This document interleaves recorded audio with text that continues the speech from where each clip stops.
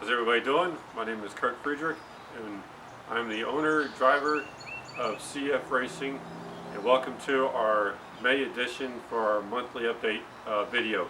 First off, I want to thank our sponsors, FSPO-NorthCarolina.com, which is part of Sellers Resource Group, and Tibby Gyms for helping to support our operation. We have had a lot going on over the last month. We've finally been able to start getting the ball moving quite a bit. Not a whole lot to show for it. Most of it's been painting and prepping for painting. We'll get onto that later in the show, but we will start off with showing some of the things that we have accomplished over the past month. So with that being said, let's hit the notes. First off, we will start off here with the chassis. Go through and see what we got here. I believe last time we had our video, we just had gotten the steering column installed, and since then we have for the body we have installed the fairing bracket and the fairing mount. We're not going to put the fairing on yet because we're still working on trying to have everything set up for a rolling chassis to get the seat mounted, but since this is all part of bolted to the steering system, we went ahead and mounted that as well. For stuff that actually pertains to the chassis, we've got our steering block mounted. We've got our steering lock bracket mounted. We've installed our steering pin. We have tightened down and adjusted our steering upright. We've also have installed the steering wheel hub and the steering wheel. So you take the steering pin out. This is actually, you can see the hub's moving for the steering wheel, so it is operational, but yet we're not going to count tie rods mounted yet until we get the toe set, which we need the axle mounted for that, and we're getting to that point.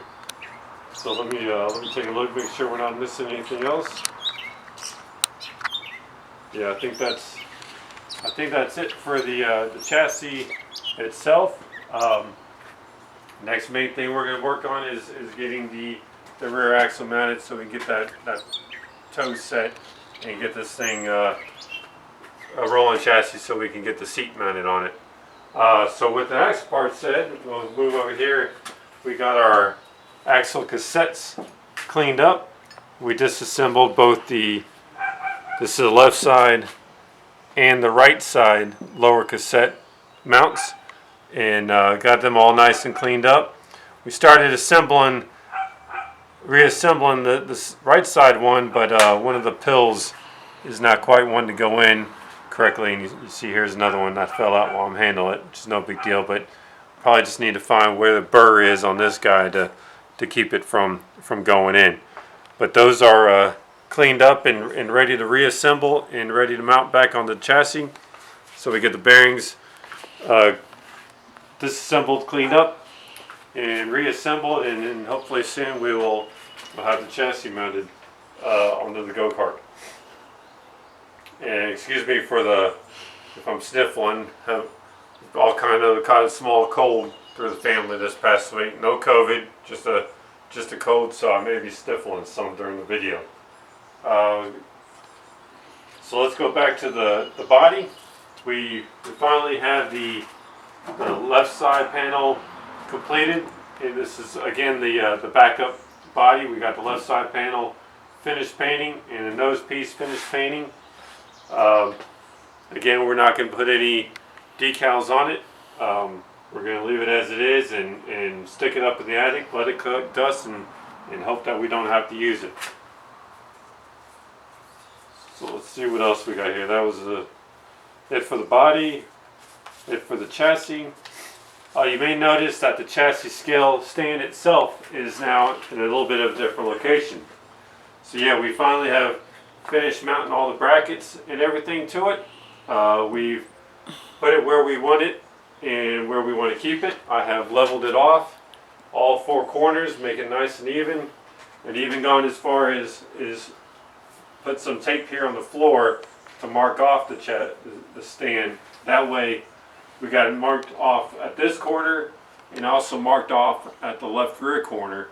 That way if some anybody coming in here, or most likely probably going to be me, bumps into it, we can just put the legs right back to where it was, and not have to guess, and then not have to re-level it off. Even though we'll obviously check periodically to make sure it does still remain level. We've also got one of the panel. This is the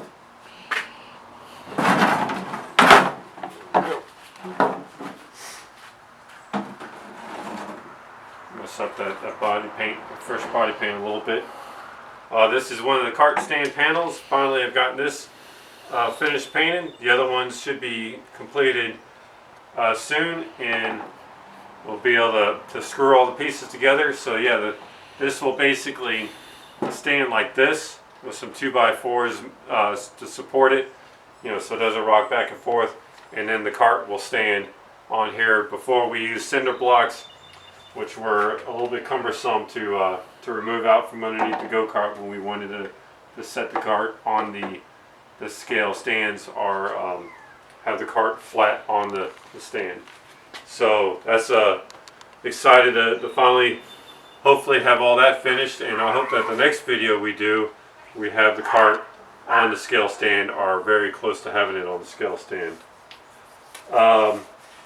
Oh yeah, one piece I forgot to mention, well, you can stay right there. We did also get this mounted onto the steering wheel. This is the mount for the tachometer, so part of the drivetrain components.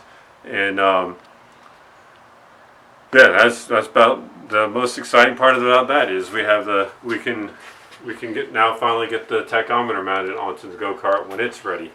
Also with the drivetrain, I'm saying chain because that's what we're going to talk about. We have cleaned and lubed the chain. Got it here in the bag, so make sure that the oil stays on it and it stays clean. When we do take it out of the bag, we'll probably wipe all that excess oil off of it, because we race on a dirt track, and what does that collect? A lot of dirt.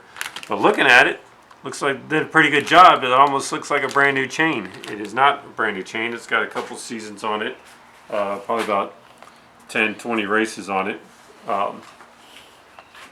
Depending on how many races we get in this season, we may replace that. As far as the trailer, we do have a couple of trim panels finally finished, which we got right here. We'll go ahead and just set these over here out of the way. And below, I forgot to bring a couple other pieces finished that we have. Stand by, I'll go. Actually, you come in here below, I'll just show it because it's several pieces, and then we'll move back to the front. We got our hats. These were, I think they were galvanized color, so if you've noticed, our color theme is red, blue, gray, some black, and some white, but the trailer is gray and red. So we got these finished painted. I had some pins also. I think they're in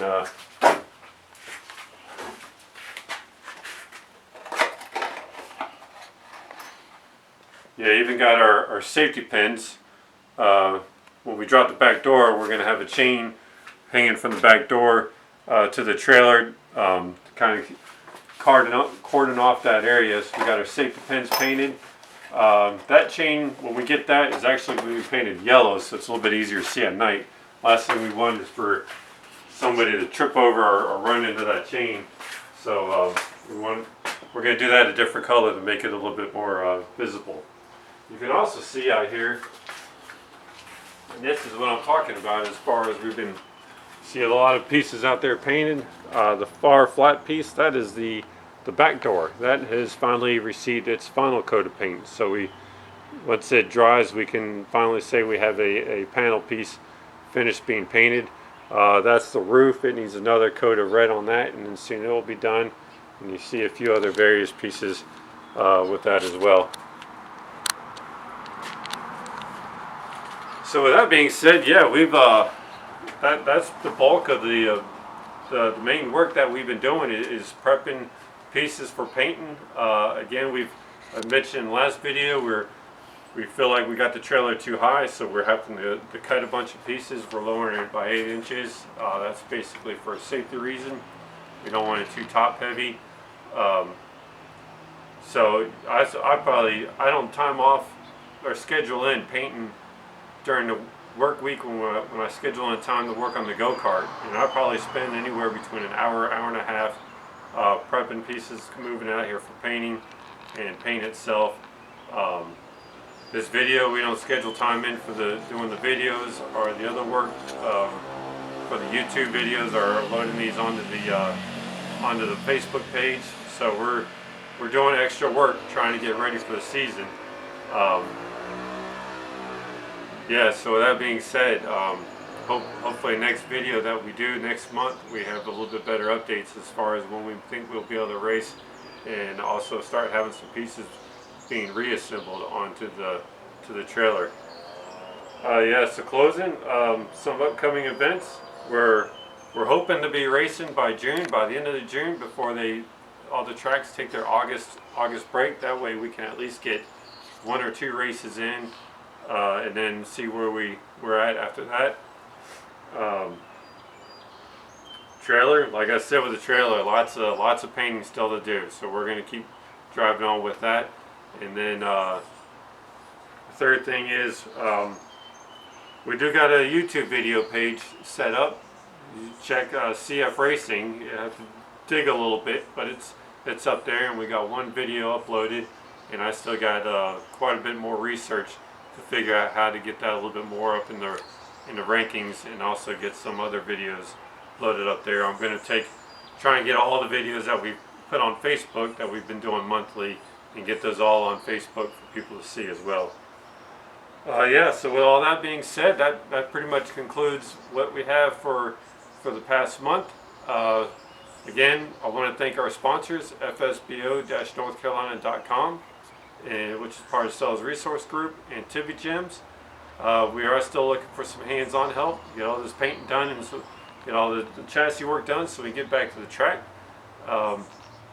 We are looking for some additional sponsorship work or sponsorship help, so we can have a little bit more funding and get some extra races in for the season than we already have scheduled. And with all that being said, I can't log off without saying thanks to my wife, Blue, for doing the video, and we'll see you guys next month. Thanks.